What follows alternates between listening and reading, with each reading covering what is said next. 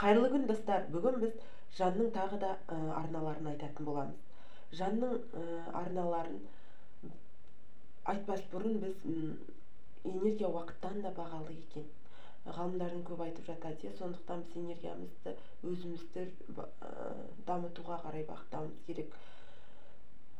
Сонда Абай Құнанбаевтың айтып жүрген толық адам ілімі: ақыл қайрат жүректі бір дейсті, сонда боласың елден бөлек дейді. Келесі арна ол зерде. Зерде бұл ақ пен қараны ажырату деп айтқан.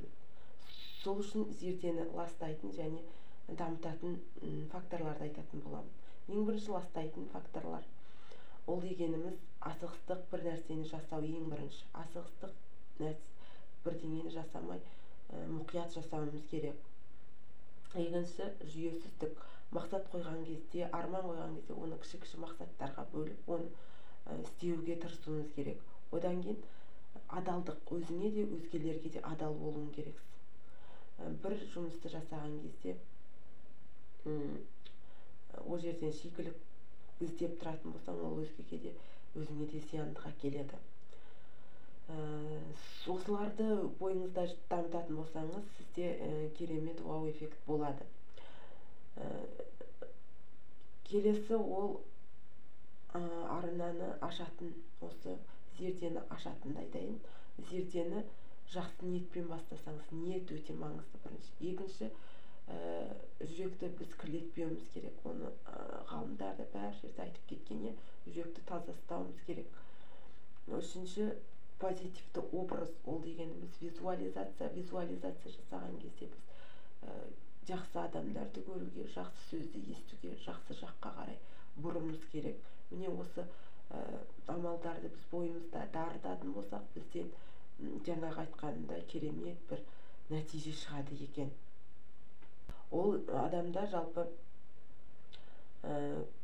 көру, көзбен көру, және мұрын, иіс сезу, құлақ есту, тіл дәм сезу, және жүрек, содан кейін денеге сипап сезу мүшелеріміз бар. Осы сезу мүшелерімізді біз жақсы жаққа дамытатын болсақ, керемет болады. Осы адамның жаңағы бізде айтып жатады, аурудың бәрі бала күнімізде суық өткеннен және дұрыс тамақтанбағаннан деп жатады. Аурудың 80% ол ойдан. Біз ойымызды таза ұстасақ, мына жаңағы арналардан, бізге айтып отырған арналардан ауру, жаман нәрсе, негативтер кірмейді. Сол себептен осы сезім мүшелерімізге өте мән бергеніміз дұрыс. Осы сезім мүшелер бізді бақытқа апарады. Жаңағы мен айтайын деген, көз мына әлемді көру үшін, көзіміз ауырса, мына әлемді көргіміз келмейді деген сөз. Егер бізде құлақпен байланысты ауру болатын болса, мына әлемді біз естігіміз келмейді деген сөз. Мұрынмен байланысты гайморит, мына аурулар болса, біз мына әлемнің иісін сезгіміз келмейді деген. Мына тамақпен байланысты аурулар болатын болса, бізде мына әлемді қабылдамай жатырмыз деген сөз. Дәмін сезгіміз келмейді баяғы. Осындай аурулар, сондай осы сезім мүшелерімен байланысты психосоматикада өте дәлелденген. Сондықтан бұл арналар бізді бақытты қылуға және бақытсыз қылуға апаратын арналар екен.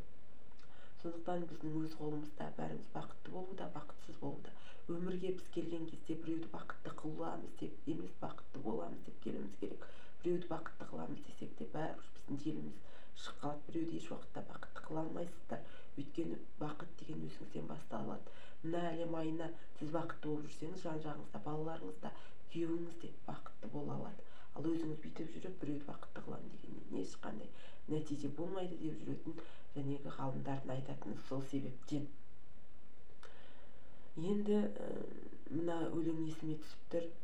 Мейлі біреу сен дұшпан санасын, мейлі біреу саған жаман көзбен қарасын, сен оларға жақсы көзбен қарай сал, сонда олардан биігірек боласың.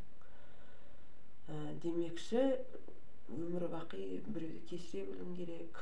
Мына тал бесіктен жер бесікке дейін білім алып отыруың керек, өзіңді дамытуың керек. Егер де менің ақпараттарым ұнаған болса, менің YouTube каналыма подписаться етіп,